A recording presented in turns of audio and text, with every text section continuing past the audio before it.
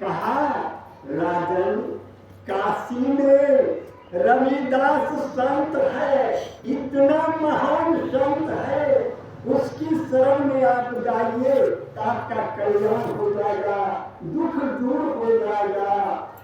तो राजा सोचने लगा, मैं राजा हूँ और रविदास चमार है, तो मैं उसके यहाँ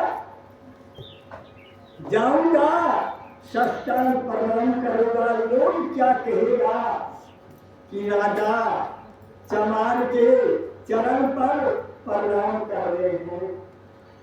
फिर भी जब तक संत के शरण में नहीं जाएंगे, मन से कपट कचरा नहीं हटाएंगे, तो कल्याण नहीं हो सकता है। राजा मन में सोचने लगा, क्या करूं, लोग क्या कहेगा, चमार की गोद पर जाके प्रणाम करूंगा, हमारे राज्य की प्रजा क्या कहेंगे।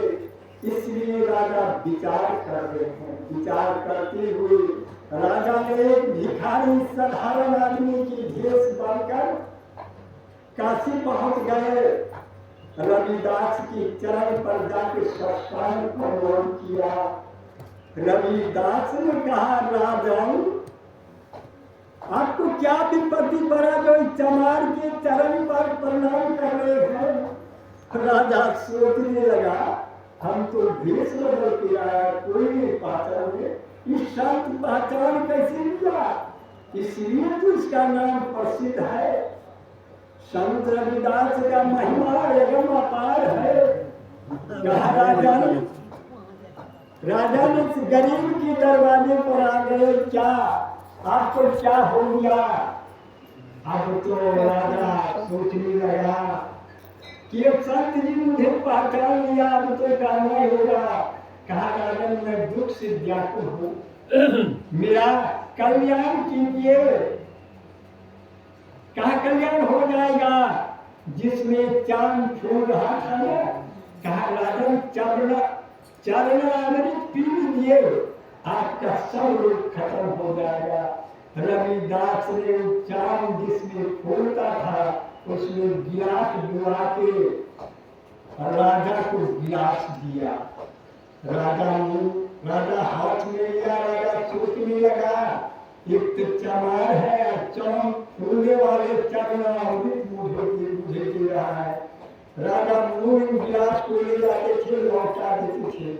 इसी प्रकार लौटाते क्या हुआ, कपड़ा पर सब गिरा दिया। तो राजा घर गए, वह कपड़ा को साफ करने के लिए धोबी को दिया। तो धोबी उस समय नहीं था, उनका बच्चा 8-7 वर्ष का था।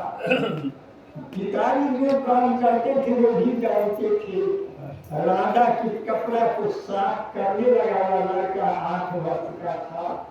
कपड़ा साफ करने लगा तो दाग नहीं छूट रहा था, कितना कोशिश करा तो दाग नहीं छूट रहा था। वह लड़का उस दाग को चबा कर और रस को पी कर दाग को छुड़ा दिया, राजा को दे दिया। वह लड़का इतना बड़ा ज्ञानी हो गया कि सारे संसार में उनका नाम प्रसिद्ध हो गया। इस 8 वर्ष की बालक इतना ज्ञानी हो गए। राजा ने लड़का को बुलाया, कहा, तुम इतना 8 वर्ष के हो, इतना बड़ा ज्ञानी कैसे हो गए। कहा, राजन आपके प्रताप से मैं इतना बड़ा ज्ञानी हुआ। राजन रविदास ने आपको चरणामृत पीने के लिए दिया, पिए नहीं, कपड़ा परिधान लिए, कपड़ा को दाग छोड़ा, छूट नहीं रहा था, तो मैं उसे चला कर रस किया, तो मैं महान हो गया। राजा पश्चाताप करने लगा। बोलिए सद्गुरु महाराज की जय, सद्गुरु महाराज की जय, सद्गुरु महाराज की जय। काट